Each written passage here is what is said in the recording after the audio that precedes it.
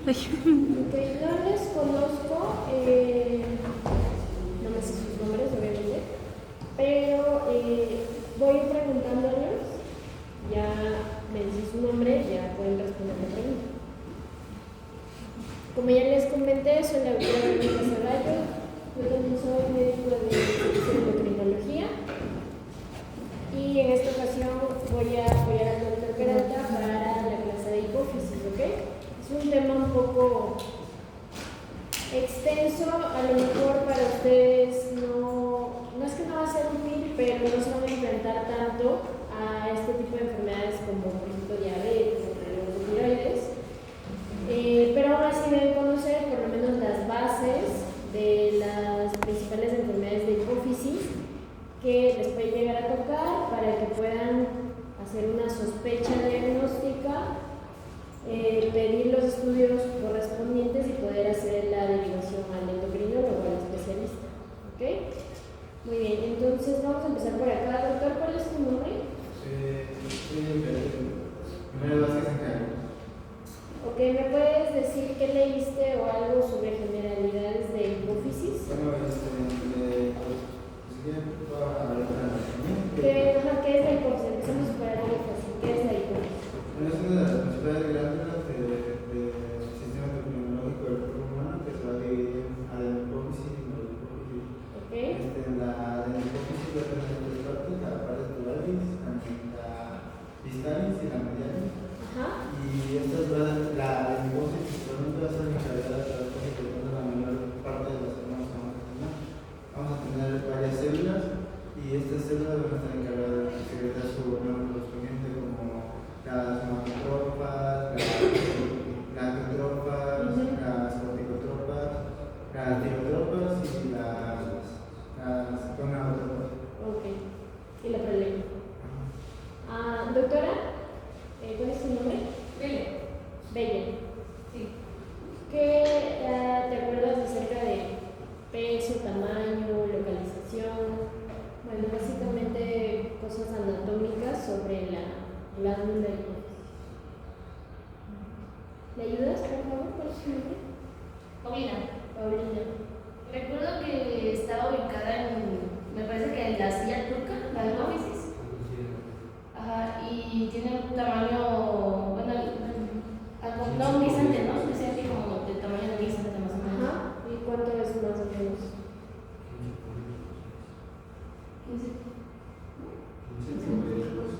15 milímetros. O sea, apenas se alcanza el centímetro y medio, es muy chiquita. ¿Algo más, doctora? ¿Cuál es tu nombre? Rosario. Rosario. Pero también que embriológicamente viene de una estructura que es como la bolsa de Raquel. Ajá. Y es lo que nos ayuda a formar la hipófisis. Y bueno, como mencionó Rigon, se encuentra en la silla turca. ¿Y la silla turca parte de qué estructura ósea es?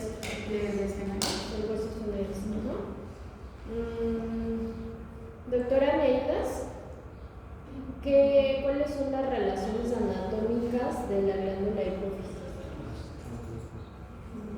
¿Qué está arriba, abajo, lateral? Está cerca del hipotálamo. O sea, cerca hacia dónde? Hacia abajo. Hacia abajo está la hipófisis, hacia arriba está el hipotálamo. ¿Qué más? Antes del hipotálamo, mejor dicho, está el hipotálamo, aquí hay otra estructura y ahí está la hipófisis. ¿Qué otra estructura está ahí?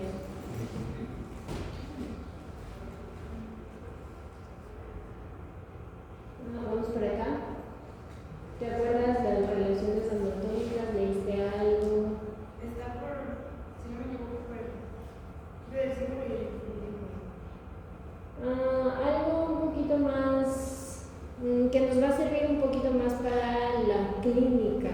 Hay una estructura óptica. ¿A qué distancia está la hipófisis del quiasma? Doctor, ¿me ayudas? ¿Recuerdas? 10 milímetros aproximadamente. Eso es importante, ¿por qué? Porque cuando hay patologías de la hipófisis como tumores, al crecimiento puede llegar a complicar manifestaciones clínicas. ¿Qué está a los laterales de la hipófisis, doctor?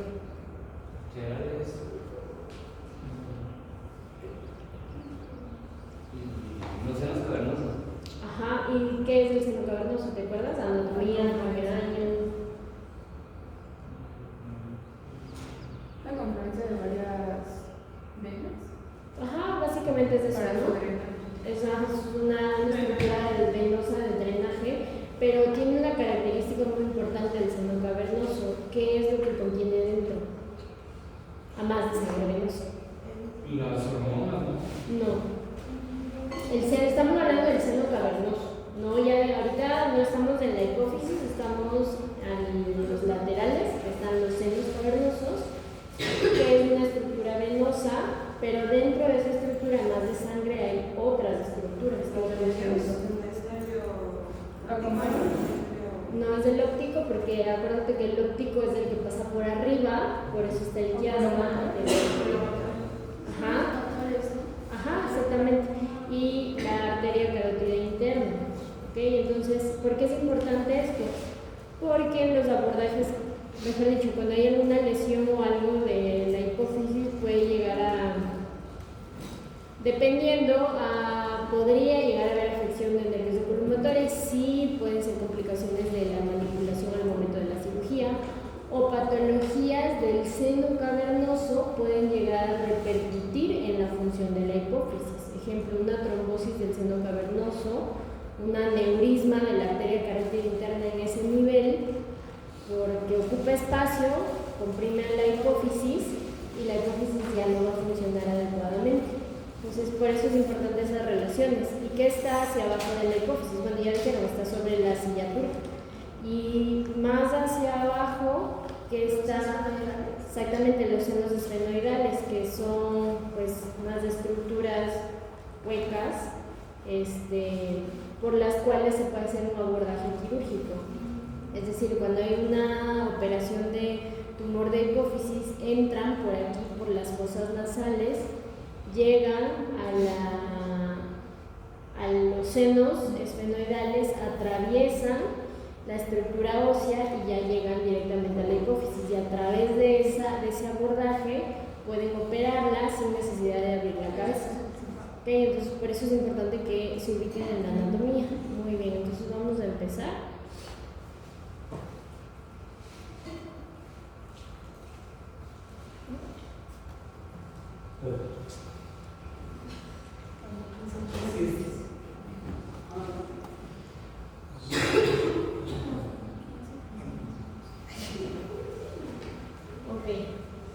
Si se alcanzan a ver ahí, ahí están las dimensiones y el peso. El peso no comentamos, pero que es de 500 a 900 miligramos. O sea, es, como decía alguien, es como ¿cómo le dijiste? Como un guisante. Es súper chiquitita. Esta es la silla turca, como ven la estructura ósea. Estos son los senos esfenoidales. Aquí está el seno cavernoso. Dentro de este seno cavernoso, pues obviamente es sangre venosa, y dentro del seno cavernoso está una arteria, la arteria carótida interna. Y aquí pasan las ramas de los nervios, tercero, cuarto, del sexto, del quinto, y esta es la estructura del quiasma óptico. Ya acá arriba tenemos el tercer ventrículo. Si se fijan, la hipófisis o pituitaria tiene esta forma. Aquí le estamos viendo una vista así como coronal, tiene como un tallito, y aquí está la glándula. Esta es una visión de resonancia en un mismo corte como coronal, y aquí lo que tienen que ustedes ubicar son las estructuras. No sé si en alguna clase de imagen les han comentado pues que la resonancia tiene varias ponderaciones, T1, T2, T, etc. Ajá. Entonces, por ejemplo, ¿cómo reconocen que esta es una resonancia? ¿En qué ponderación está? T1, T2, ¿cómo la pueden reconocer? Es T1. Ajá, ¿por qué? Por el tejido graso. Más que el tejido graso, pueden guiarse por el líquido cefalorraquídeo. Aquí en los ventrículos, si se pueden fijar, el líquido está negrito, o sea, hipointenso. Cuando vean el líquido cefalorraquídeo hipointenso, quiere decir que está en el T1. Si fuese T2, los ventrículos se van a pintar de blanco, todo el episodio recibe. Esa es una forma fácil de diferenciar.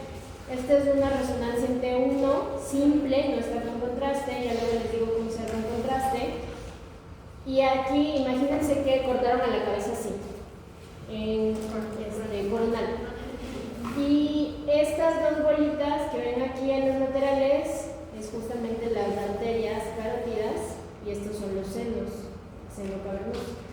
Este hoyito que ven aquí es del seno esfenoidal, como pueden ver aquí. Y esta que está entre las dos carótidas, esta es la hipófisis normal, aquí viene su tallo y esta otra estructura de acá arriba es el quiasma óptico, exactamente. Esta es una estructura normal y ahora esto es lo mismo en un corte sagital, en la cual igual es una T1, aquí ya le estamos viendo como el ladito, y esta es la hipófisis, igual aquí tienen el seno esfenoidal, se ubican ahí, aquí está la silla turca, y ven este puntito brillante de aquí atrás, esa es la neurohipófisis. En una T1, una neurohipófisis sana brilla, hasta el 10% de la población no le puede brillar, pero puede ser, estar normal, no significa que sea una patología, pero en ciertas enfermedades, al perder ese puntito brillante, puede ser ahí el inicio de que algo no está bien. Y esa es la hipófisis ahí. Muy bien.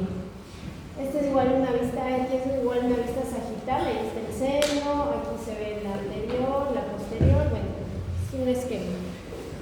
Ahora, vamos a imaginar que a la hipófisis la cortamos así, esta es la bolita y la abrimos así, y vamos a ver la distribución de sus células. Como ven, esta es la parte posterior, esta es la parte anterior, aquí tenemos los laterales, y por eso aquí dice neurohipófisis, porque esta es la parte de atrás y todo esto es lo de adelante. Aquí las células se distribuyen aproximadamente en esos porcentajes y en esas localizaciones. Es decir, el gonadotropo va a estar en la parte anterior y lateral, ocupa casi el 50% de todas las células de la hipófisis, de la adelohipófisis, estamos solo en la anterior. En cambio, prolactina está en lateral posterior, es 15%, y en la mitad están las otras, del corticotropo es la que está básicamente en el centro, con un 20%. El HFCH, que son el gonadotropo, está en 10% y el tirotropo igual un 10% aproximadamente. ¿De qué nos sirve saber esta distribución? De que, por ejemplo, lesiones, tumores, isquemias o infartos, dependiendo en dónde afecten, vamos a tener la pérdida de la función de ese grupo de células. Entonces, por ejemplo, una apoplejía hipofisaria, es decir, una isquemia, se isquemió, se infartó, dejó de circular, dejó de llegar sangre a la hipófisis, la primera parte que se va a perder es lo del centro. Entonces la isquemia y no alcanza a llegar la sangre suficiente a la parte del centro y el paciente, por ejemplo, con una apoplejía puede cursar primeramente con un déficit del corticotropo y tirotropo y no tener repercusión sobre el gonadotropo inicialmente. Y ya depende de qué tanto sea el daño, pues ya luego puede progresar. Ahora, la unidad hipotálamo-hipófisis, ¿alguien tiene una idea de qué se refiere esto? ¿Dónde nos quedamos? Por acá, creo que ustedes ya me ayudaron. Tú ya te cambiaste. Tú, doctora, ¿cuál es tu nombre? Ana Paula. Ana Paula, ayúdame. ¿Qué entiendes o qué sabes sobre la unidad hipotálamo-hipófisis? Lo que entiendo es que va a ser como el eje, en donde va, o sea, la glándula va a tener la secreción de las hormonas hipotalámicas con la estimulación para la secreción de las hormonas. ¿Te acuerdas qué secretaban qué se secretaba en el hipotálamo? Por ejemplo, lo que acabamos de ver en androides, en el hipotálamo la TRH que va a estimular la secreción. ¿Qué es la TRH? La estimuladora de secreción de la TRH. Exactamente. O sea, son básicamente donde se secretan los factores estimulantes o inhibidores. Entonces, desde el hipotálamo viene la señal, bajan por el talito, llegan a la hipófisis, tanto a la adeno como a la neurohipófisis, y luego de esa van a su órgano diana. Entonces, hay varios ejes en los cuales va a controlarse, va a ser un control desde el hipotálamo. Tenemos el eje adrenal, el eje tirotropo, que va pues desde TRH, TSH hasta las hormonas tiroideas. En el caso del gonadotropo, también empieza desde GHRH, va a la hipófisis de FSH-LH y estas van a los hombres, a los testículos, de las mujeres, a los ovarios. La prolactina no tiene como tal un factor liberador, tiene únicamente un inhibidor, bueno, tiene un inhibidor que es la dopamina, viene igual se secreta desde arriba del hipotálamo, pero la característica de la prolactina también es que se secreta y sí tiene varias funciones. Uno de sus órganos diana o blanco es la glándula mamaria para la producción de leche, pero tiene muchas más funciones que, de hecho, los receptores de prolactina están en muchísimos órganos y ejercen otros efectos. O sea, todos de por sí tenemos que tener prolactina, pero en el embarazo nos recursa como una parte un poquito más importante. Y tenemos las de la neurohipófisis. ¿Cuáles son las hormonas de la neurohipófisis? Oxitocina o vasopresina, o antes conocido como ADH. Estas tienen otros efectos y la característica de estas es que, a diferencia de la adenohipófisis, estas son prolongaciones de las neuronas desde el hipotálamo, como que su axoncito baja por el tallo y llega hasta acá. Entonces, aquí esa es una diferencia entre la adeno y la neurohipófisis, por eso se llaman neurohipófisis, porque básicamente son neuronas. Y bueno, eso es como generalidad de la unidad. Ahorita vamos a ir viendo un poco de cada eje. Entonces vamos a ver brevemente cómo está estructurado cada eje y la repercusión ya en la clínica. Entonces tenemos el corticotropo, como ven, empieza desde la CRH, la liberadora, va hacia la hipófisis, secreta ACTH y esta es la que va hacia las adrenales para tener cortisol.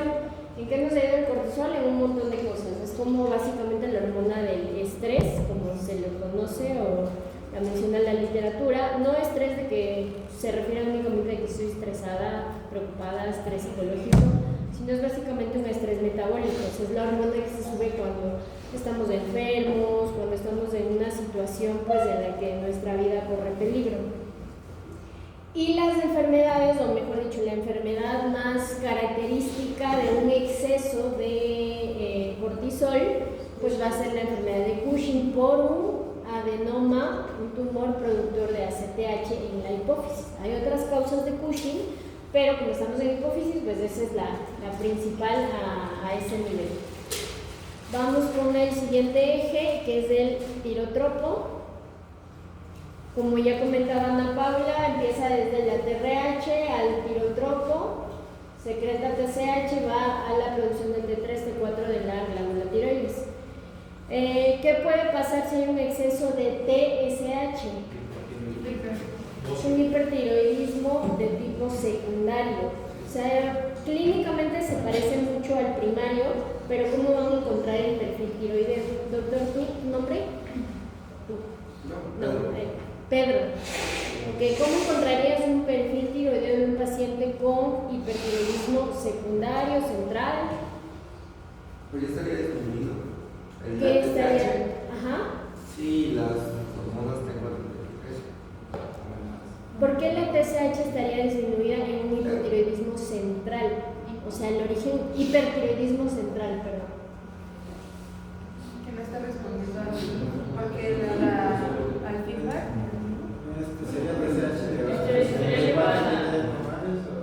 Elevadas. O sea, estamos en un hipertiroidismo central. ¿Central qué quiere decir? Que el problema viene de acá.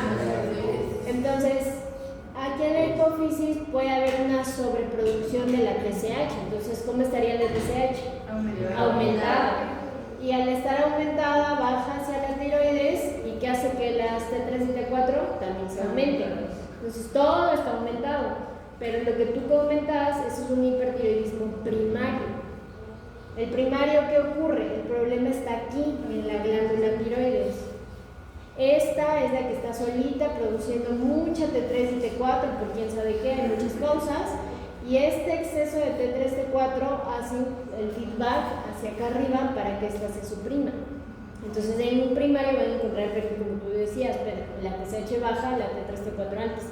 Pero estamos en hipófisis. En hipófisis los tumores productores de TSH son bastante raros, son de los más raros de todos los tumores de hipófisis, pero sí hay casos. Entonces el perfil lo vamos a encontrar todo alto. Y clínicamente va a tener síntomas muy similares al hipertiroidismo primario, o sea, de que temblor, palpitación, pueden tener bocio, etc. Pero el perfil es lo que nos va a decir de dónde es el origen. Vamos al siguiente eje, el eje del somatotropo. Esta igual empieza por GHRH, que es la liberadora de ajá, y ya va la GH, y la GH tiene un órgano diana que es el hígado, porque en el hígado se produce el IGF-1. ¿Qué es el IGF-1?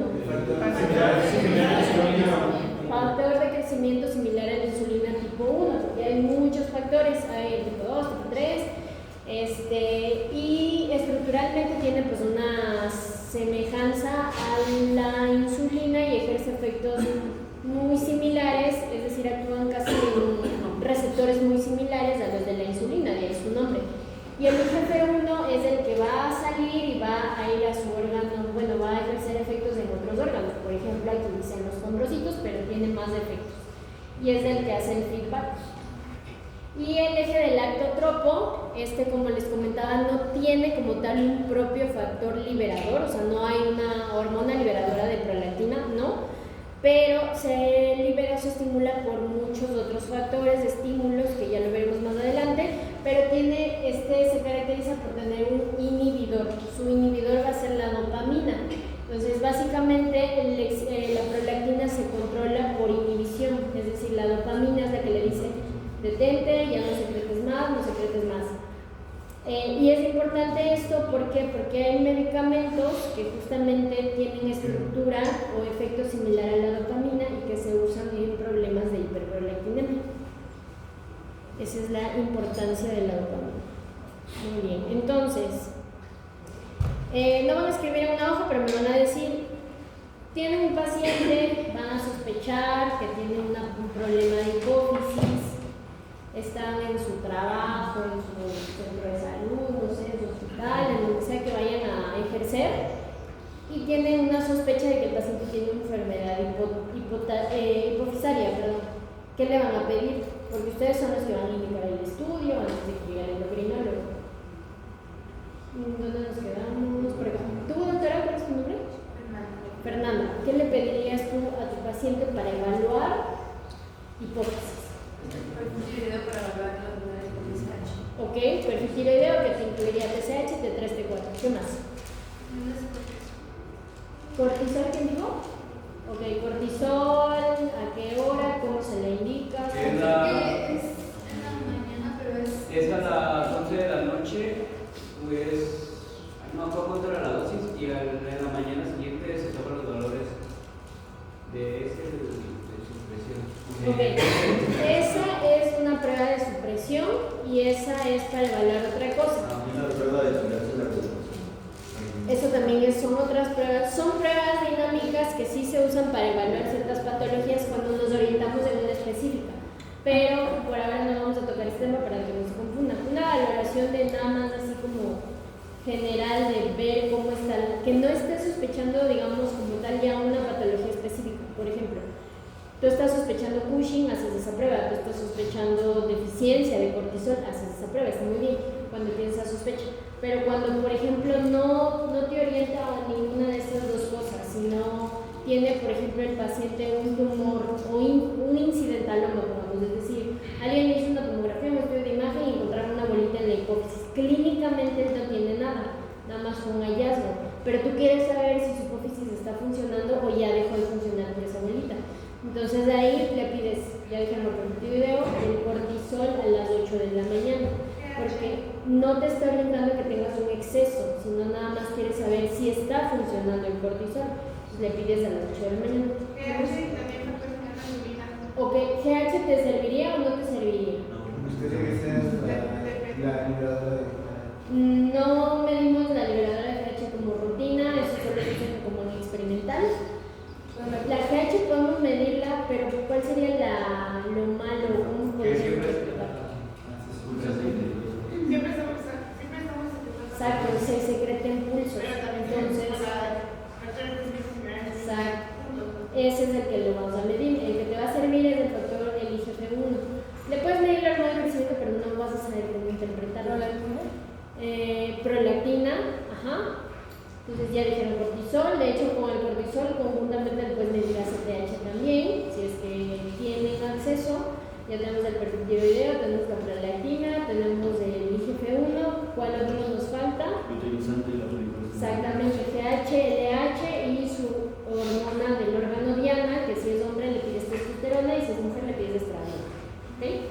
Entonces ya con eso cubrimos los ejes de la adenohipófisis. Para la valoración de la neurohipófisis no vas a medir oxitocina, porque si bien es cierto la oxitocina sí la ocupamos y la necesitamos, se hace más fundamental en la parte del embarazo y el parto, etc.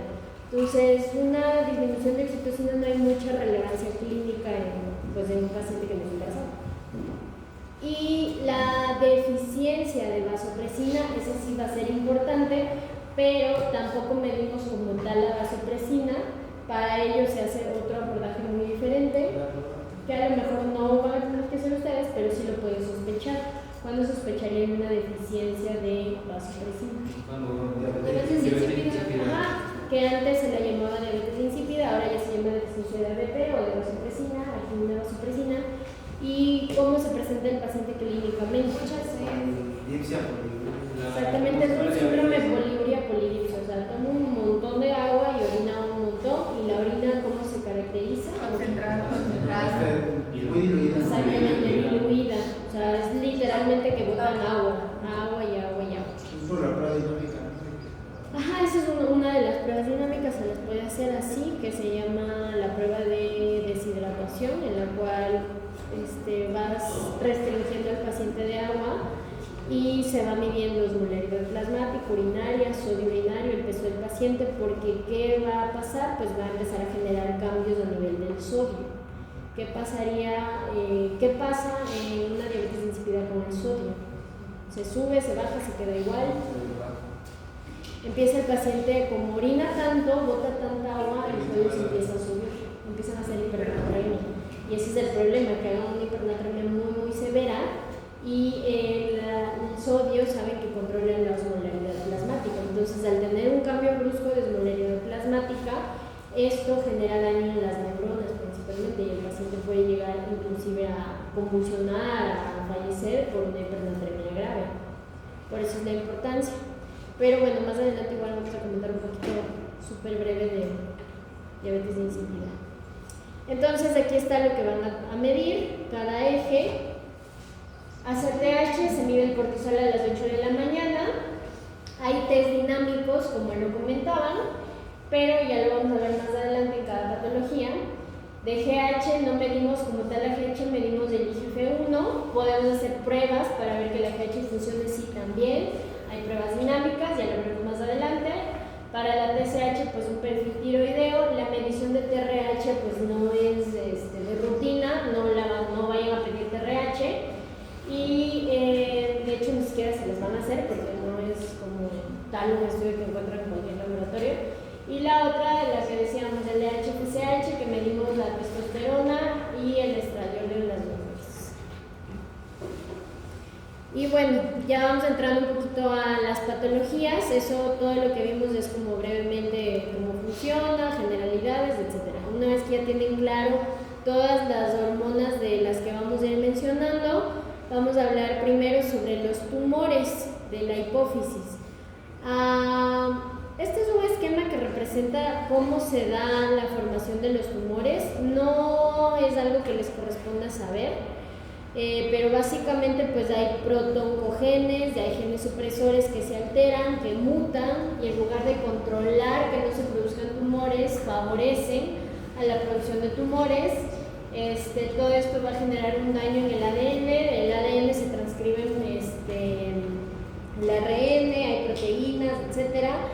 y todo esto va a dar origen a que haya una sobreproducción de células, y al haber más células pues van a empezar a generar bolitas, tumores, que a veces son funcionantes y a veces no, es decir, a veces van a producir hormonas, a veces solamente ocupan espacio. Entonces, aquí tenemos una clasificación de tumores. Pueden ser secretores o no secretores. Si secretan, van a producir prolactina, somatotropina, hormona de crecimiento, corticotropina o ACTH, tirotropina o TSH, que es el más raro. ¿Qué eje creen que nos falta ahí? No.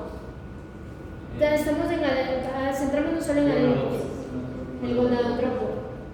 ¿Por qué no está ahí? ¿No secretan FSH, LH o que no existe? Pues básicamente la mayoría de los tumores que vienen del linaje, o sea, de las células del gonadotropo, son estos, son los dos secretores. No son mínimamente secretores, de cantidades muy pequeñas de GH-LH, pero no tienen una mayor relevancia clínica. O sea, la mayoría de tumores que no producen nada, estudian a la célula y ven que la célula se originó de una célula del gonadotropo, pero a la final no producen un síndrome clínico por exceso de hormona, nada más ocupan espacio y ya. Y de los otros sí, la clínica va a venir con base en la hormona, del exceso de hormona que produzca. Y bueno, otra forma de clasificar a los adenomas es por tamaño y usando unas clasificaciones. Por tamaño, ¿cómo se clasifican? Menos de 4 centímetros es micro y más de 4 es macro.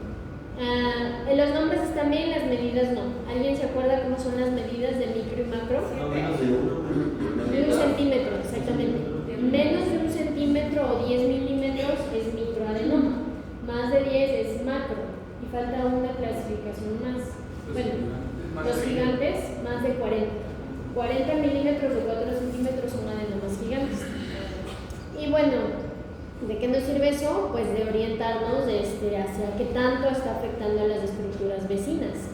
Y para eso ocupamos esta clasificación que se llama clasificación de Hardy-Wilson, en la cual lo que nos va a hablar es de si el tumor, primero si el tumor está confinado únicamente a la hipófisis o ya se está invadiendo otras estructuras, y segundo nos va a decir si se está extendiendo hacia arriba, que es una extensión supracelar, o sea, supra arriba de la silla, o si es paracelar, es decir, lateral hacia la silla.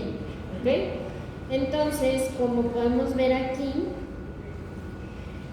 se clasifica en números 0, 1, 2, 3, 4 y en letras A, B, C, D, E.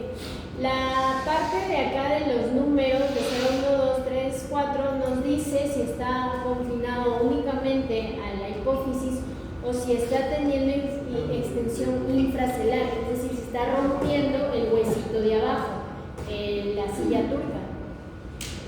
Entonces, en el grado 0, pues nada, normal, ¿no? En el grado 1 el tumorcito es pequeñito y ni siquiera se sale ni nada de la hipófisis, o sea, es básicamente un microadenoma. El grado 2 ya puede ser un macro, pero como ven, está dentro de la hipófisis y no está rompiendo el huesito.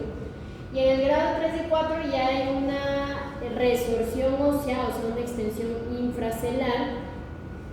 En el grado 3 nada más es cuando es una partecita, y en el grado 4 es ya cuando básicamente se rompió todo el sillo, todo el suelo de la silla turca, y ya se está metiendo pues para abajo. Entonces esas son con números, y en cambio con letras A, B, C, D. ABC habla de extensión supracelar, es decir, si se está yendo para arriba y qué tan cerca está del quiasma óptico. Y se refiere más a una extensión simétrica, porque si se va para arriba vemos que pues va creciendo como en orden, acorde con el tumor, y ahí se divide en ABC, y el D y E es cuando hay una extensión paracelar, o sea, se está saliendo hacia el seno cavernoso. El D vemos que apenas, bueno, está cubriendo, como que medio le está queriendo agarrar a la carótida, esta es la carótida, y el E básicamente ya ocupó por todo el seno cavernoso, incluso se puede salir del seno cavernoso y abraza toda la carótida. ¿De qué sirve esto? Esto es más para los cirujanos, los neurocirujanos cuando van a operar, porque eso les permite saber qué tan dificultosa va a ser la extracción, ya que pues si está así, pues lo más probable es que no saquen todo el tumor, porque hay estructuras vasculares y nerviosas que pueden lesionar. Y hay otra clasificación que se llama la clasificación de NOS. Esta es para saber igual si qué tanto está agarrando la carótida. Entonces, como pueden ver, estas bolitas son las carótidas. Y aquí trazamos 3 líneas imaginarias, una que va de la parte interna, otra que cruza la mitad de la carótida y la otra de la parte lateral.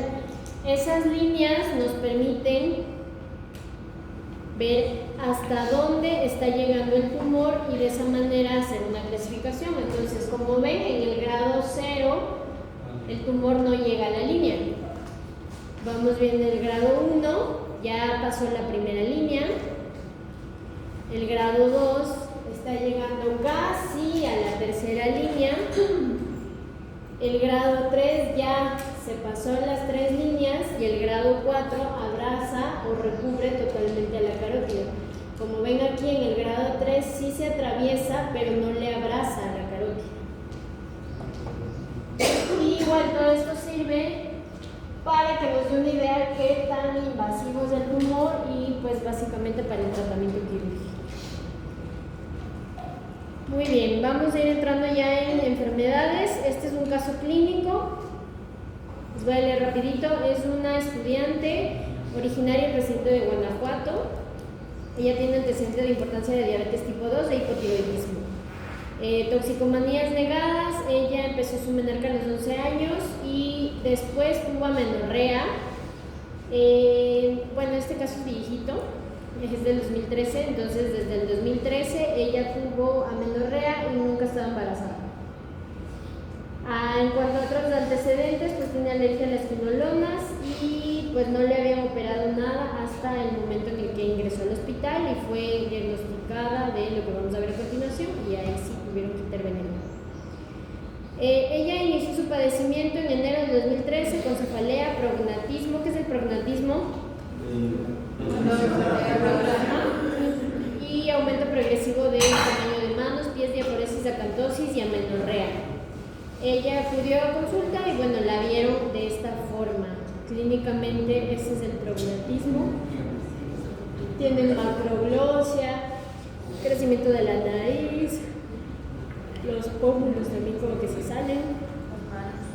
Protuberancias de la parte esta supraciliar, como que se sale tantito, y estas eran sus manos. Y estamos hablando de una chava, estudiante, joven, pues dices, no, eso no es normal, ¿no? A veces no notan el cambio físico, ¿eh? Y estos fueron sus estudios de laboratorio. Vamos para acá. Doctor, ¿cuál es tu nombre? Roberto.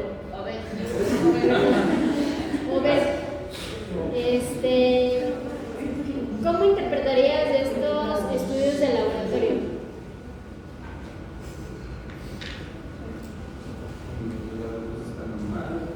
La glucosa. Eso es de 85. Ajá. Creatinina. Está en límite. Ajá, ok. Q. Sodio, potasio, cloro, calcio, ¿cómo están? El sodio lo tiene un poquito elevado. No. Ajá. 135, 145. Entonces está normal porque está en 145. Tengo más grande, a ver. Ajá, potasio bien, cloro. Y el cloro también. Ajá, ¿y el calcio? 8 por 5, 10.5, entonces está normal. Okay. ¿Y el IgG1 qué opinas?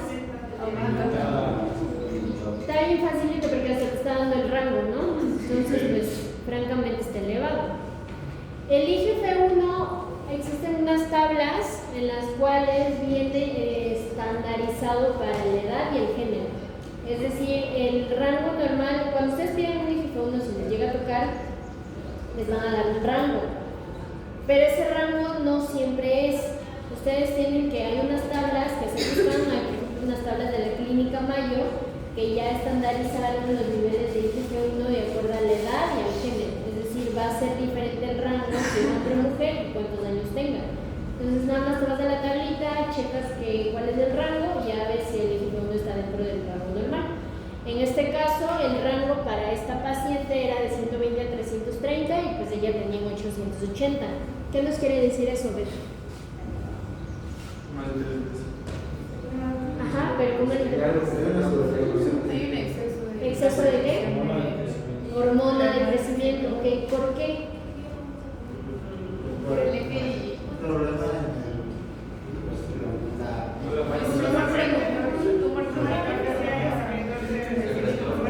Ajá, pero ¿por qué mides el IgG1? porque A ver, vamos con uno, porque si hablan todos, a ver tú. Porque la hormona de crecimiento, su principal acción es el hígado y el cáncer del hígado tiene que ver con los niveles de... El IgG1 forma el hígado forma el IgG1, exactamente. Entonces es una manera indirecta, pero mucho más estable y mejor de saber si hay una sobreproducción de hormona de crecimiento. Entonces, medir el IgG1 es la prueba de escrutinio, de tamizaje, es decir, la primerita que yo voy a hacer cuando sospecho de la enfermedad. por ejemplo, en pacientes con falla hepática o problemas en el hígado, Muy bien. Es una muy buena pregunta. No me meto en eso porque pues obviamente ustedes son estudiantes de pregrado, pero sí es importante que tomen en cuenta factores que puedan modificar la medición de IgG1, por ejemplo, una enfermedad hepática. Pero no solo es la enfermedad hepática, el uso de ciertos medicamentos como medicamentos hormonales, que esté tomando anticonceptivos, que se esté inyectando testosterona, qué sé yo. Eso puede generar modificaciones en la producción de IgG1. Asimismo, pueden investigar, hay unas tablitas en las cuales ponen factores que disminuyen IgG1 o que aumentan IgG1. Entonces, lo ideal es que cuando hagan este tipo de pruebas hormonales, antes de pedirla, chequen qué medicamentos estos son del paciente, inclusive medicamentos naturistas o alguna otra comorbilidad que pueda afectar a la medición de la hormona que ustedes le van a pedir.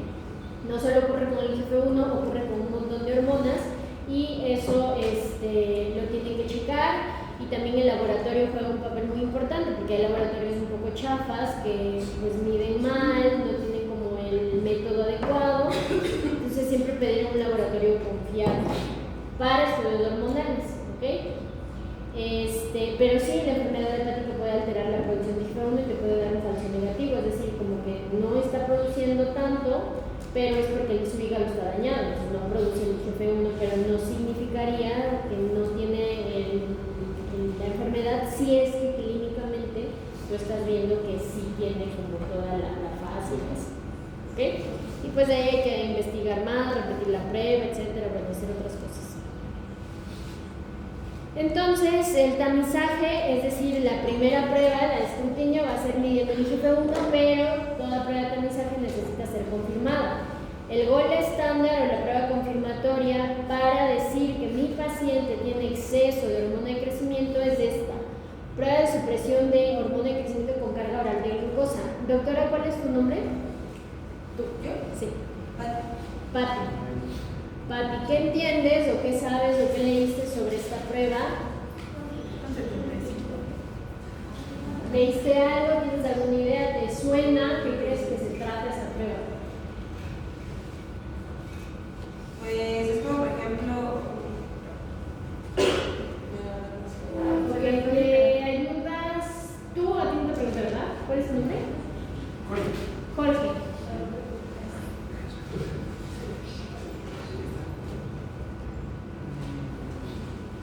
¿Alguien le ayuda? es como que está literal una carga, no sé si es con 75 Ajá. de glucosa y ves la respuesta a... Bueno, en este caso sería con el IgG1 que disminuyan los niveles de... Más o menos. ¿Alguien más? ¿Algo que hayan leído? Para ello tenemos que remontarnos a la fisiología. ¿Qué hace la glucosa oral con la hormona de crecimiento? Es una contrarreguladora. La hormona de crecimiento es una contrarreguladora de la insulina, exactamente. O sea,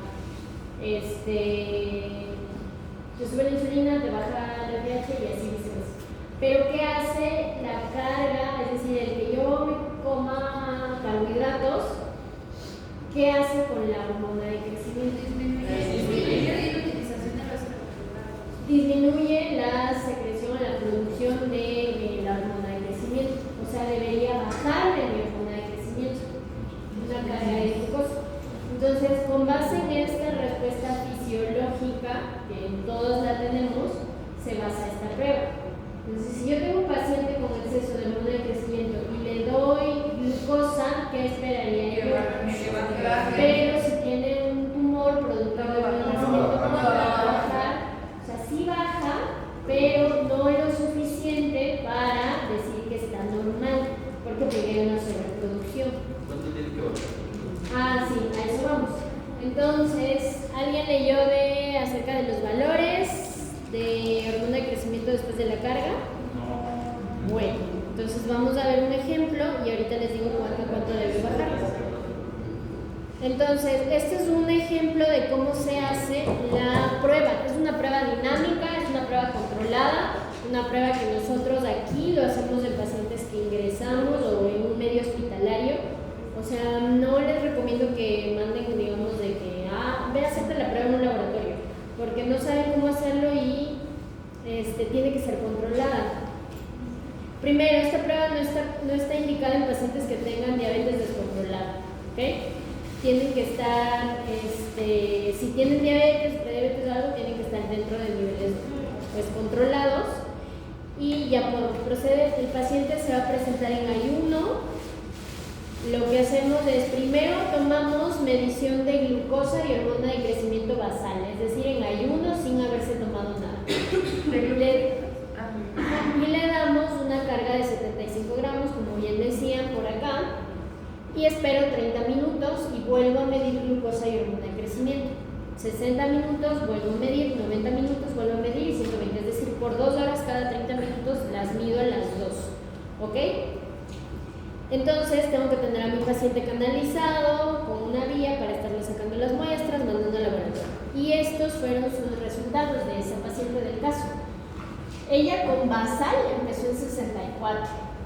Después de la carga suprimió, bajó a 56, luego ya empezó a recuperar otra vez 63, 64 y se quedó en 60. Ahora sí, ¿cuáles son los valores normales que debemos tener de hormona de crecimiento? ¿Más de?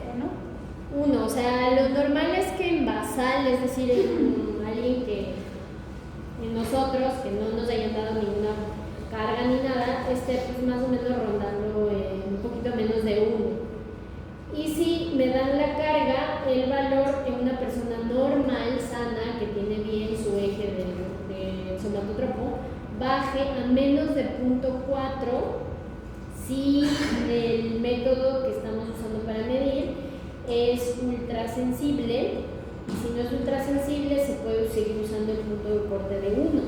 Es decir, si suprime menos de 1, menos de 0.4, es que está todo muy bien. ¿A qué se refiere con ultrasensible?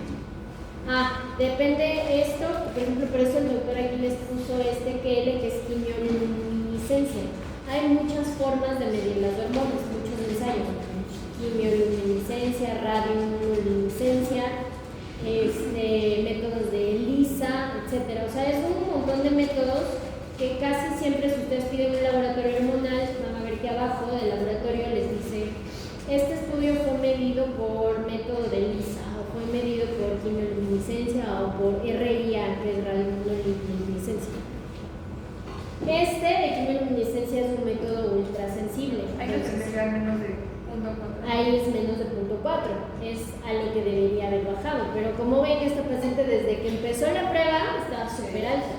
Y obviamente luego de la carga sí medio bajó un poquito, pero pues no va a alcanzar a bajar menos de 0.4. ¿Por qué? Porque francamente tiene un exceso de hormona de crecimiento. Y bueno, el siguiente algoritmo que les voy a presentar está viejito, no le tomen foto, busquen el consenso actual de la sociedad.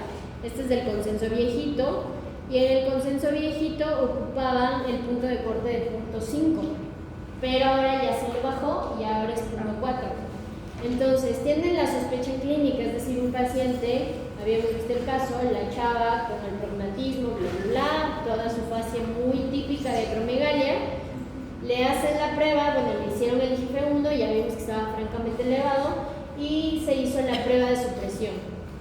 Si ella llegaba a suprimir menos de 0.4, pues que es 0.4, no 0.5, ya dices no es acromegalia, pero si se queda más de 0.5, de 0.4, perdón, ya es confirmas el diagnóstico.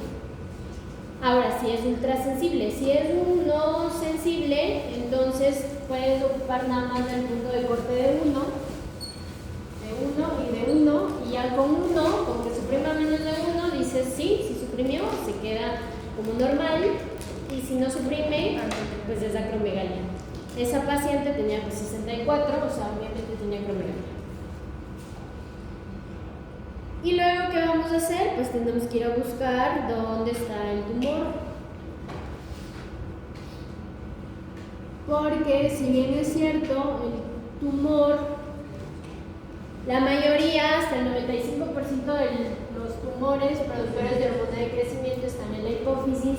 Existe un pequeñísimo porcentaje que puede estar en otro lado, pero es muy raro. Yo no lo he visto hasta este momento de mi vida. Y la mayoría de acromegalias pues, son origen hipofisario. ¿Dónde nos quedamos? Por allá. ¿Cuál es tu nombre?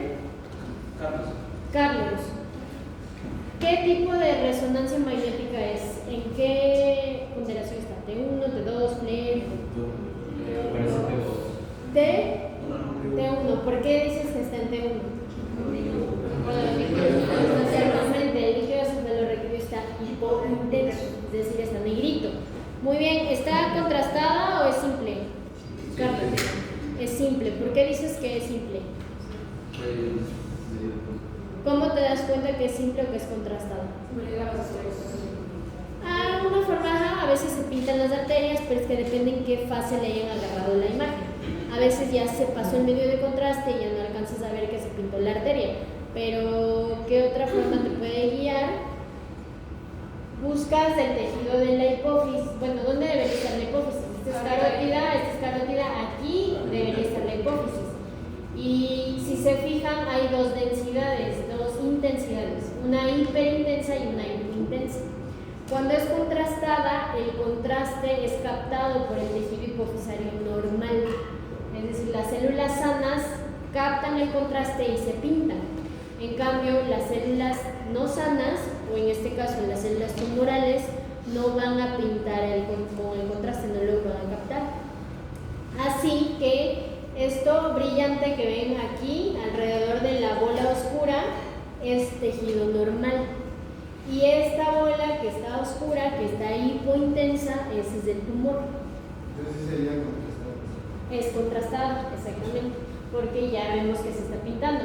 Cuando es simple, todo esto lo hubiésemos visto oscuro. Claro que ves una hipófisis como más agrandada, ¿no? Y dices, pues esto no está bien, está muy grande, y aparece, le metes el medio de contraste y ya ves que pinta y que no pinta. Puedo volver a señalar lo que está en el...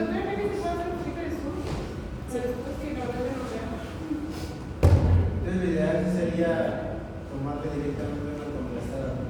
Es que cuando tú pides una resonancia magnética de hipófisis, no piden de cráneo. Cuando quieren ver hipófisis, se piden de hipófisis porque los cortes son más chiquitos, contrastada con gadolíneo. O sea, ya cuando saben eso, ellos ya saben qué es lo que tú estás sospechando, qué quieres ver, y la van a hacer simple y contrastada. Siempre va a ser en T1. En T1, nos sirve para ver justamente eso, porque en T2, como brilla el líquido, lo que más te va a servir es cuando sospechas de que haya habido un sangrado, o en su defecto que hay un aracnoidocele. Es decir, el aracnoidocele es cuando en lugar de haber hipófisis, se mete líquido cefalorraquídeo y se ve pintado también, se ve intenso, que no debería verse hiperintenso. Y hay sospechas de que hay algún defecto y se metió el líquido cefalorraquídeo en la hipófisis y a lo mejor está ocupando espacio que la hipófisis debe ocupar. Para eso te sirve el T2, básicamente, para ver sangrado y líquido. Y si no, el T1, simple y contrastada, pero más la contrastada para ver esta diferenciación. Entonces, estas carótidas, aquí está el seno esfenoidal, y como vemos, este tejido brillante es la hipófisis sana y este tejido más oscuro es el tumor. ¿Sí ven? Sí.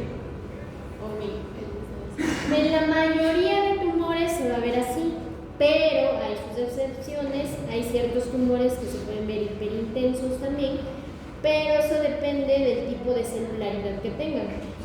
No les corresponde y pues quédense con eso, que el tejido sano capta el contraste. Doctora, si es secreto del tumor, sí es muy denso. ¿Perdón? Sí es secreto del tumor. Este sí, porque estamos hablando del caso de la paciente de acromegalia. Hipointenso. Esto de que cambien las densidades de hipo e hiperintenso tumor a pesar de ser secretor puede ser por el tipo de celularidad. Esto es ya más profundo de endocrinología. Dentro de los tumores productores de hormona de crecimiento hay densidad, es decir, tumores que son más densos y tumores que son menos densos. Esta diferencia puede hacer que se pinte diferente.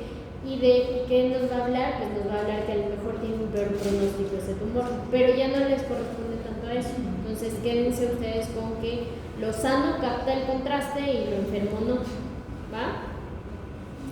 Igual, siempre cuando pidan un estudio de imagen, si lo hace un médico radiólogo, bueno, radiólogo especialista, no es los médicos que hacen cursitos y así, les va a dar obviamente una buena interpretación al respecto y ya se pueden apoyar también de eso.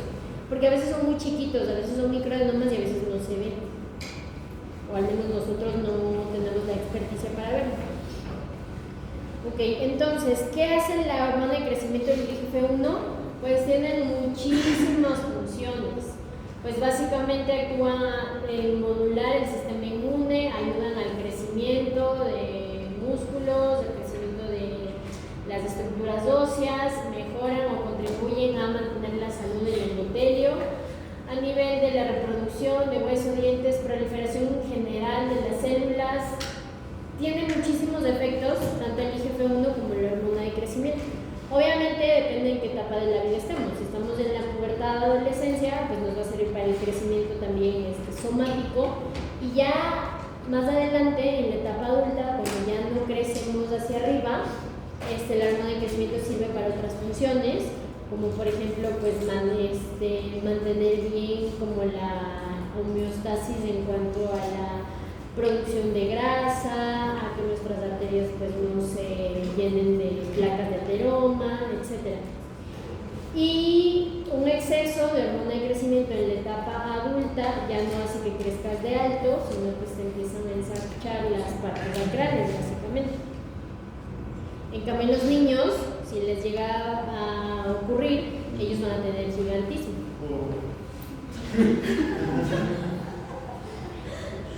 Entonces, ¿qué nos va a producir? Pues las manifestaciones son multisistémicas, o sea, no solo va a ser el crecimiento de las partes del cuerpo, sino ya bioquímicamente van a tener muchas otras comorbilidades. Como sabemos, la hormona de crecimiento es contrarreguladora de la insulina, que va a empezar a pasar con la glucosa, se va a empezar a subir. Puede haber el riesgo de prediabetes, diabetes. La presión también puede llegar a alterarse, los lípidos, empieza a subirse el colesterol malo y por ende, obviamente el paciente también incrementa de peso, hay mayor acumulación de tejido adiposo y todo esto incrementa la mortalidad por causas cardiovasculares. Entonces ya ahorita estamos hablando de acromegalia, estos son datos de prevalencia e incidencia.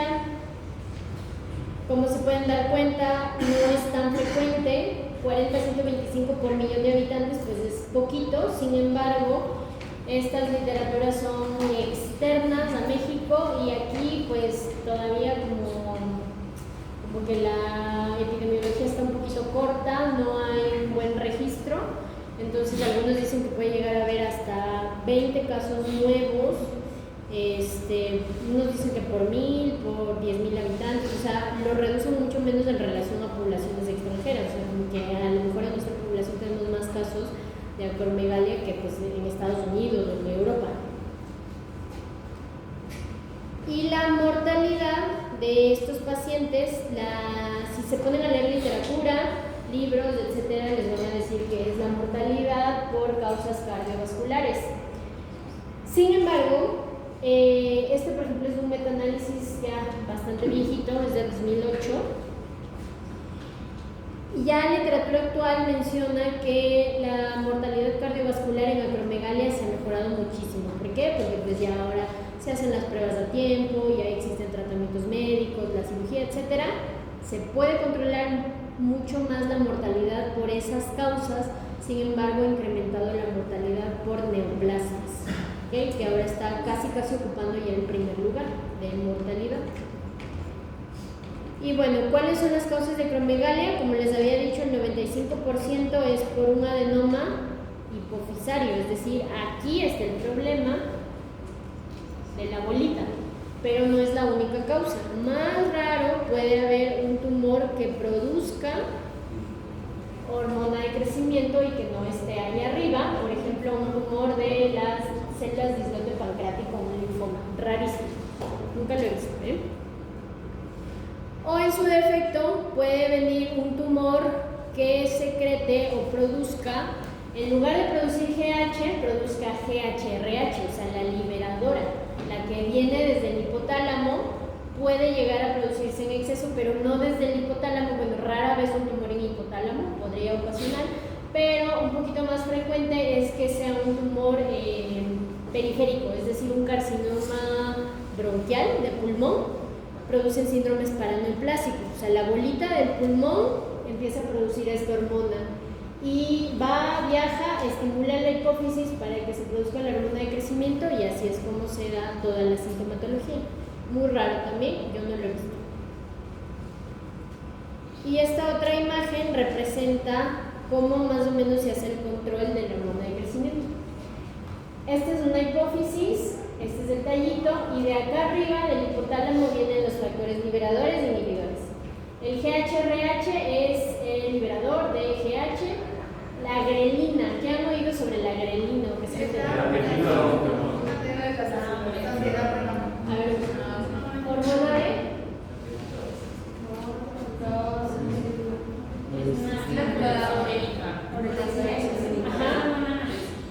Sí, tiene que ver con el control del apetito, pero se produce en las células gastrointestinales, se estimula cuando comemos. Entonces se produce, viaja hacia el sistema nervioso central, en este caso hacia el hipotálamo básicamente, y ahí actúa sobre los núcleos para generar saciedad. Pero esta grelina, esa función de la saciedad fue una función que se descubrió recientemente. De hecho, la primera con la que se describió fue en la relacionada con la producción de hormona de crecimiento. Por eso, de hecho, se llama grelina. GHR era de releasing, o sea, es una hormona que produce liberación de hormona de crecimiento. Por eso la denominaron así. Y esta se describió hace más de 50 años. Solo la relacionaban inicialmente con la hormona de crecimiento y ya más adelante vieron estas otras funciones. Entonces, esta grelina, por eso decía, cuando comemos, cualquier estímulo viaja al hipotálamo y la grelina, pues no, más de presión de saciedad, va hacia la hormona de crecimiento, hacia la pituitaria, las células del somatotropo, y hacen que se produzca hormona de crecimiento. Entonces ahí viene la importancia, por ejemplo, porque a los niños les dicen que tienen que comer, que tienen que dormir, bla, bla, bla, por eso, porque esos estímulos hacen que se secrete hormona de crecimiento para que tengan un buen desarrollo. Y tenemos por aquí este otro que es la somatostatina, es un factor inhibidor. Es también una hormona que en lugar de estimular a que haya hormona de crecimiento, hace que se bloquee, que no produzcamos tanto. Entonces así es como se produce el equilibrio. Algunos dicen sí produce hormona y otros dicen no, detente y estás produciendo mucho. Eso es lo normal. Ahora, ¿qué ocurre en un tumor? X razón, se forma una bola, la bola está produciendo mucha hormona, y estos factores pueden no ser suficientes para generar el equilibrio, y ya ahí llegamos a tener un exceso. Ahora, ¿por qué es importante esta, la somatostatina? Porque también se usa como tratamiento. Existen los análogos de somatostatina, o sea, tienen una estructura similar, y fueron diseñados para actuar sobre los receptores de somatostatina y que bloqueen la secreción de hormona de crecimiento en exceso. Y así es como, bueno, se controla esta secreción. Ahora habíamos dicho la prueba del estándar de oro, la de carga con glucosa. Aquí les puso, por ejemplo, el doctor del radioinmunoanálisis, que es un no sensible, menos de 1, y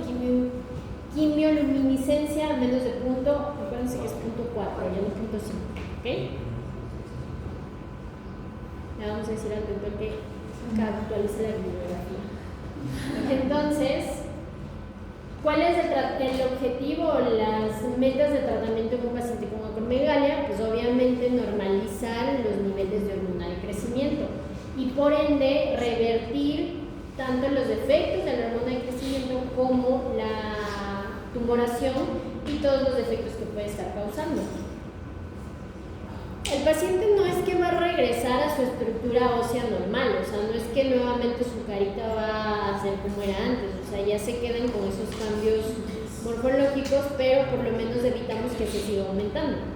Y más que eso, disminuimos la mortalidad, porque ya les había dicho que pues aumenta lípidos, azúcar, etcétera, entonces se mueren de infartos y al tratar evitamos que pase eso.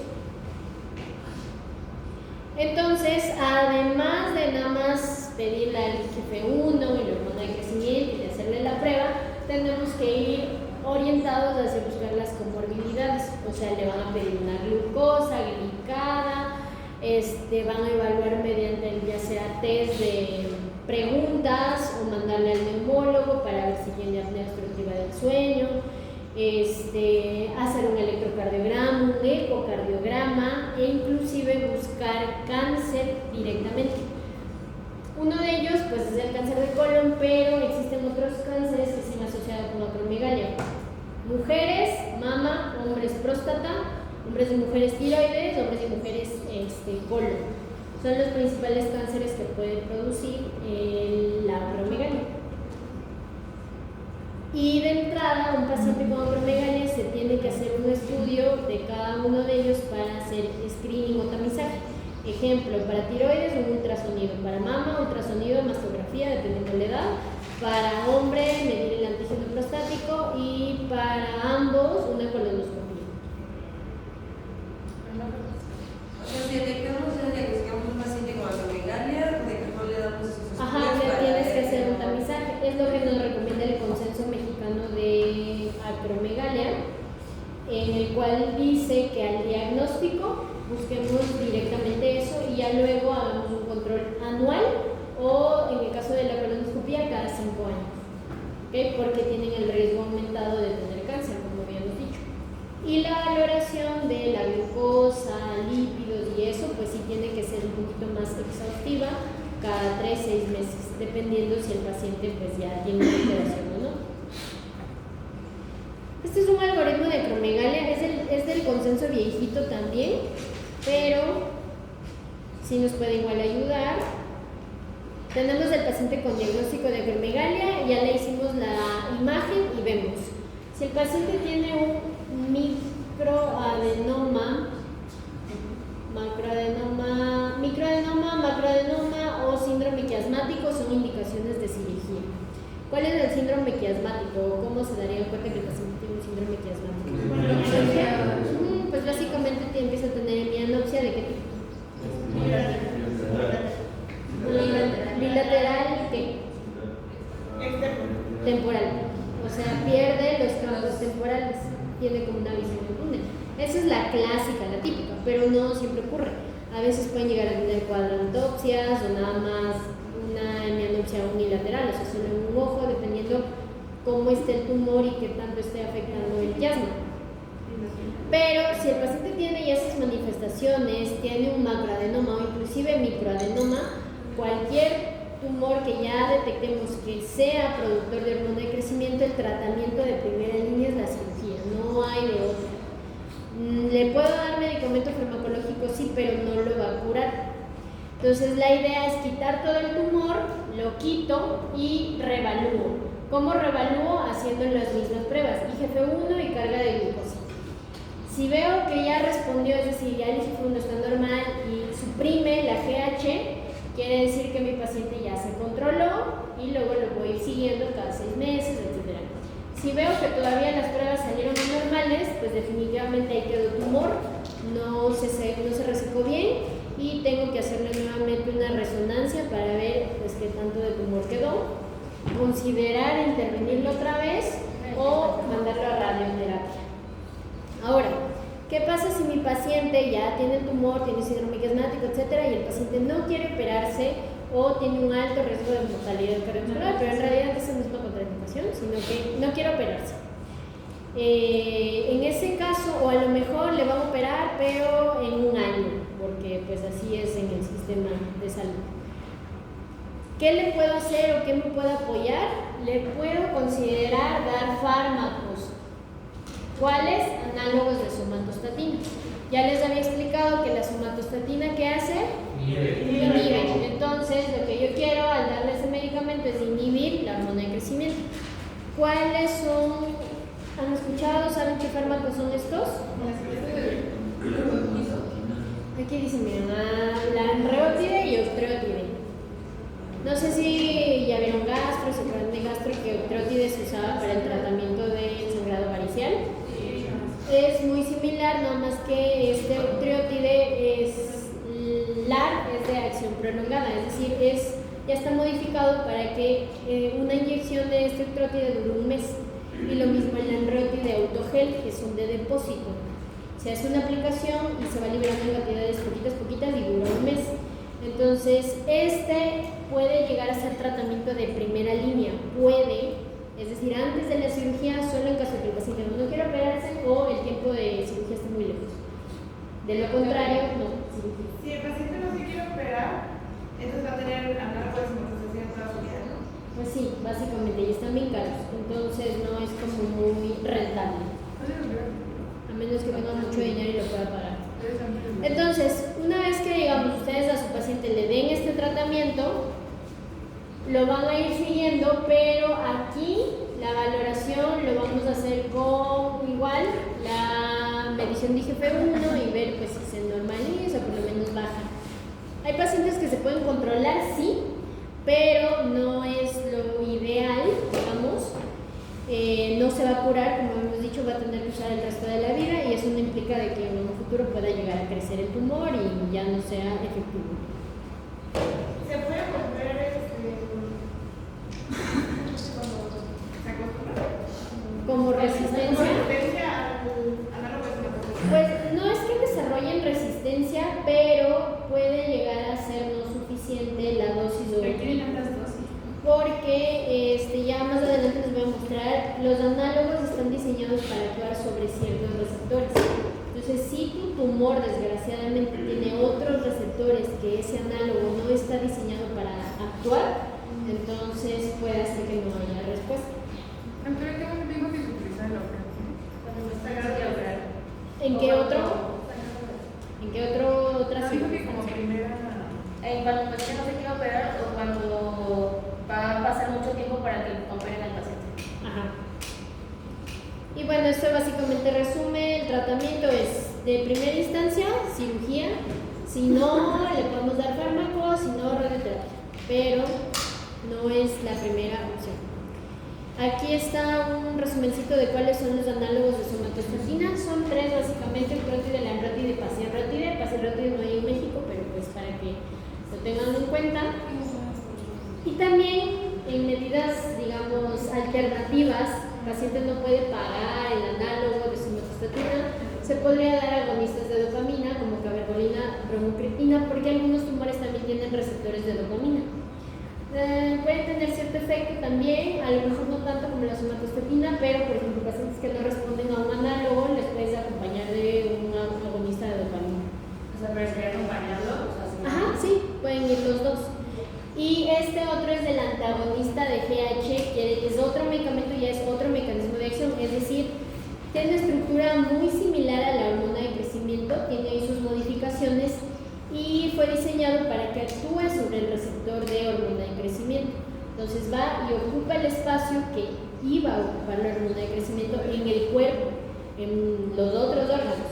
Es decir, lo que hacemos es evitar el efecto de la hormona de crecimiento en otras partes del cuerpo. Pero una característica de este pegvisomant es que no actúa sobre el tumor, es decir, el tumor no va a disminuir en el tamaño, ese puede seguir creciendo. Lo único que tú haces es bloquear los receptores de la hormona de crecimiento en otras partes. Y igual, lastimosamente, el pegvisomant no está disponible en México. Por ejemplo, bueno, no sé si esto sea frecuente como niños que ocupan todavía hormona de crecimiento al inhibirla como... O sea, ahí su primera línea sería un análogo de eso. Pero un niño que tiene gigantismo o un niño normal para suprimir la hormona de crecimiento. No, ¿por qué querría suprimir a un niño su hormona de crecimiento? No, o sea, que tenga... Si tiene gigantismo, sí. O sea, tiene un adenoma productor de hormona de crecimiento y le va a dar gigantismo. Ahí sí la vas a suprimir. De hecho, le vas a operar, que es la primera opción, y ya si no, le puedes dar el tratamiento médico igual. Pero a un niño normal que no tenga ningún tumor productor de hormona de crecimiento no tienes por qué darle somatostatina. O sea, ¿cuál sería tu objetivo en que no creciera? Al contrario, no queremos que los niños crezcan. De hecho, en niños el problema que más se ve es talla baja y pues ver si se beneficia o no de hormona de crecimiento. Y por ejemplo, entre el octeótride y el andreótride, ¿cuál ¿Cuál es es mejor? mejor? Okay.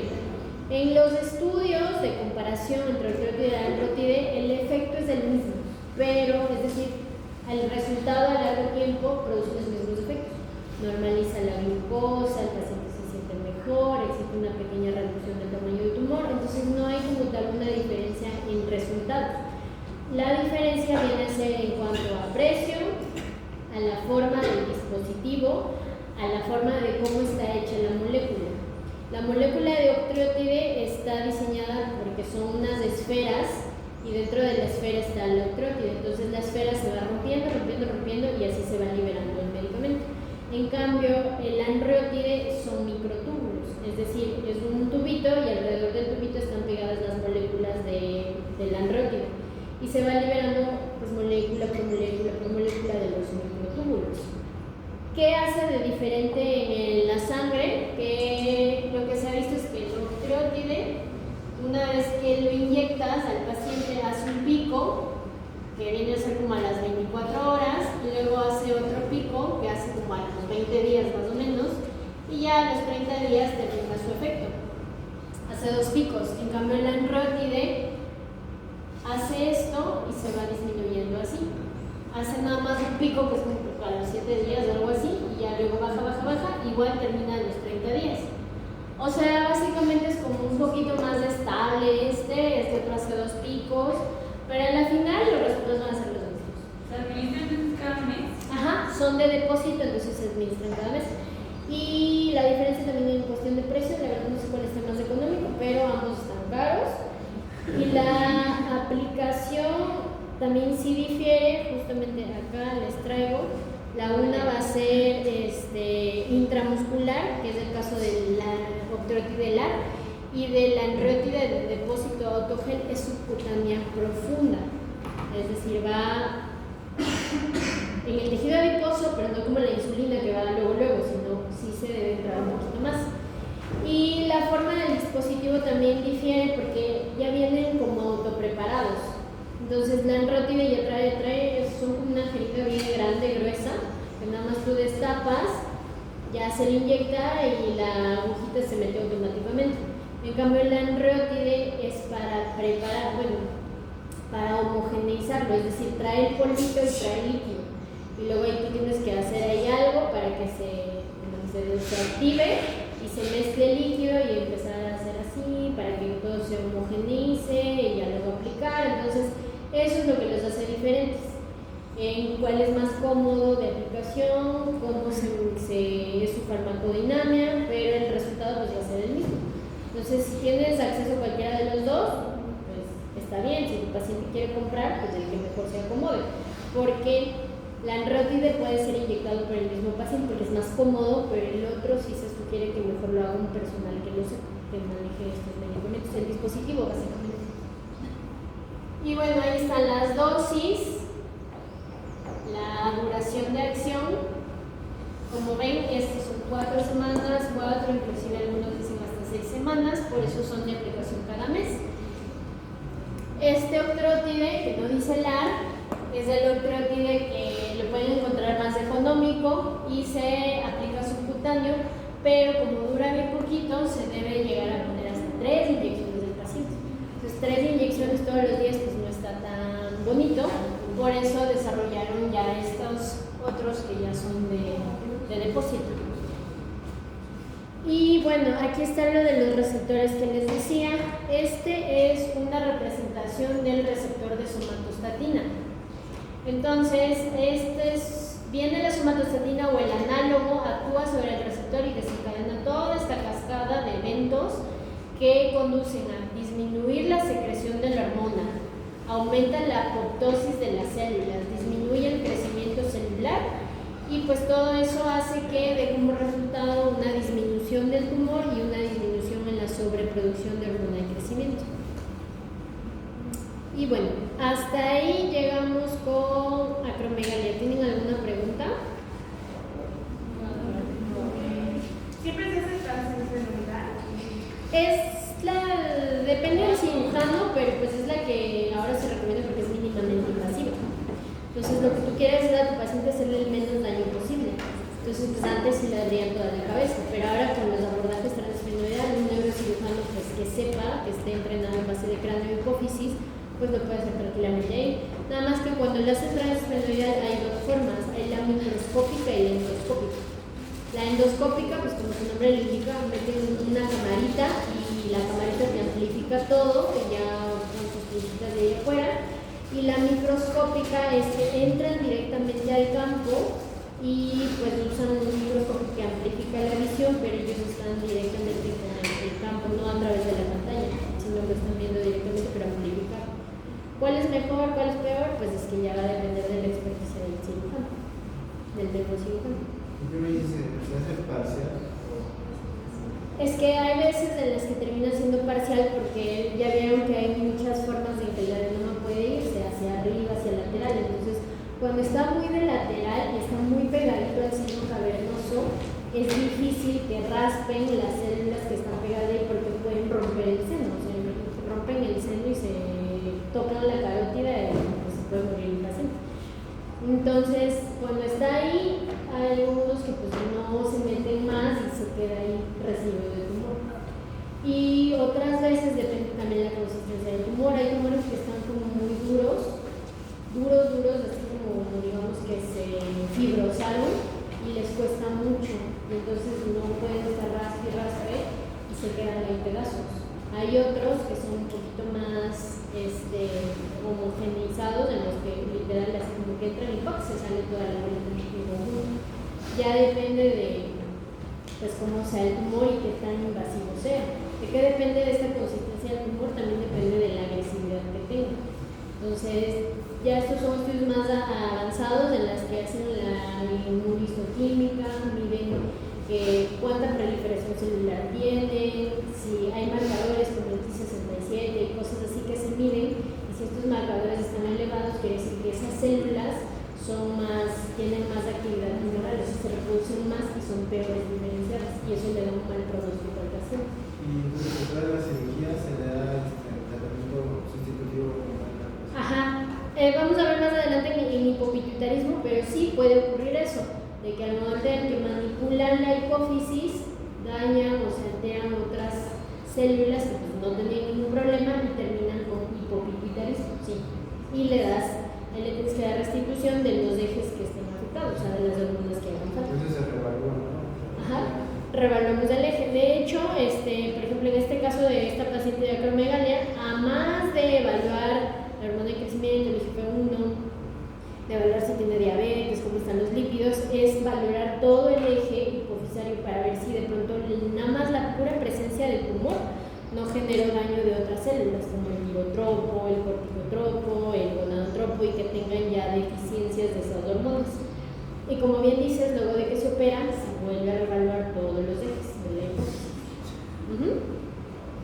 Muy bien, ¿tienen alguna duda o pregunta?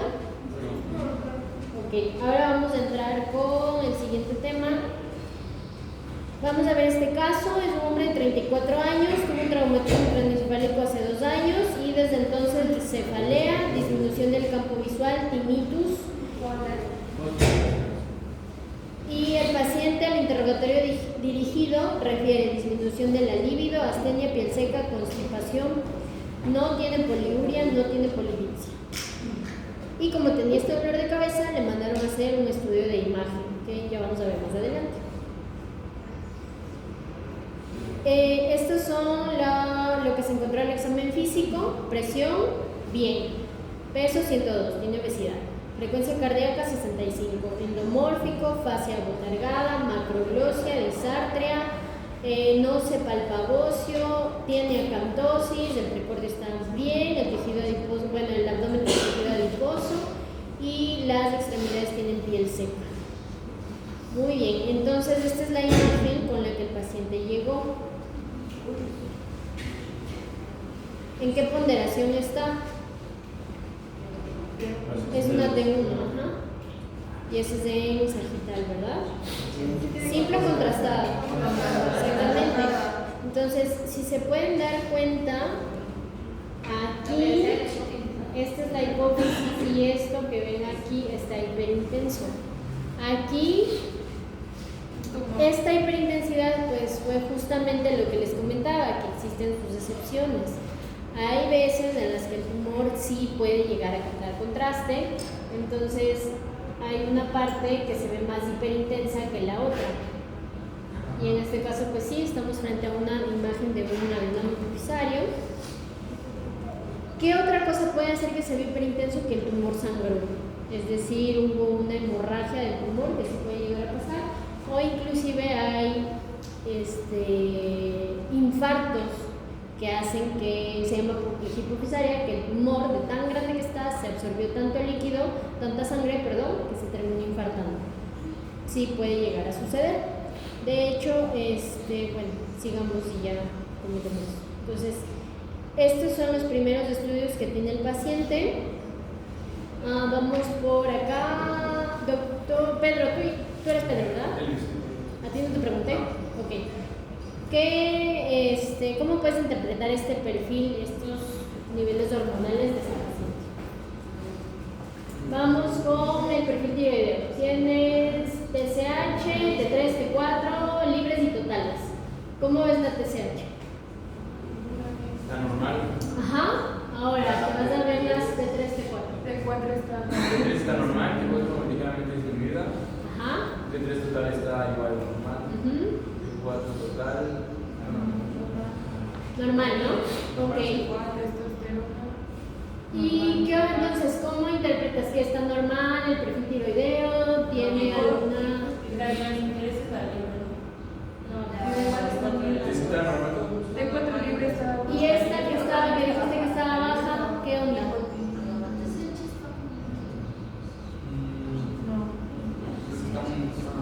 No sé, es ligeramente baja, y aparte es T4, la acción es T3. Ajá, este 4. Y entonces, ¿tiene o no tiene algo? ¿O está normal ese perfil? ¿Ok? ¿Quién dice normal? ¿Ese de la mano? Sin miedo, no pasa nada. Ok, ¿quién dice que está normal? Yo me imagino que el resto, ¿no? No, normal. A ver, ¿y quién dice que está anormal? Ok, los que dicen que está normal y que tiene. Tu nombre, digo Ana Paula, ¿qué tiene? Pues sería un hipotiroidismo. ¿Apellido?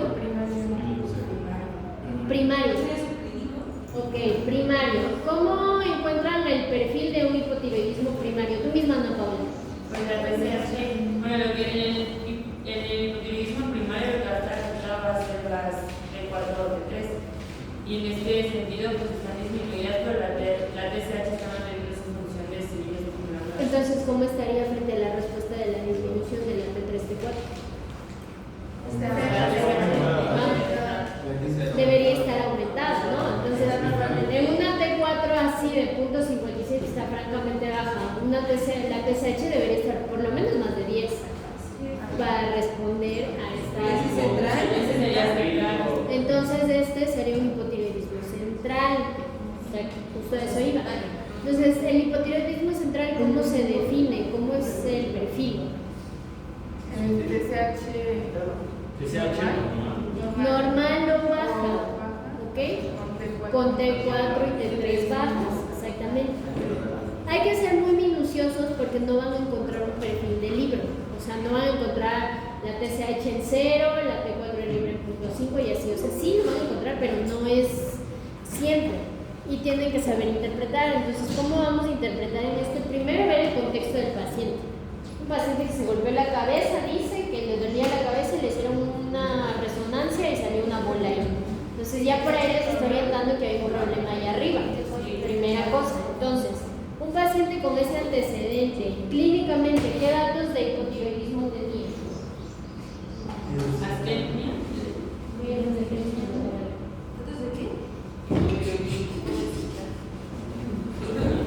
¿Qué datos clínicos tenía? ¿Se acuerdan? ¿Qué más? Ajá. Astenia, piel seca, constipación, exactamente. Eso sí nos pueden medio orientar a que sea hipotiroidismo. La libido no, ahorita vamos a eso. Entonces, clínica ya tienes un paciente. Ay, sí,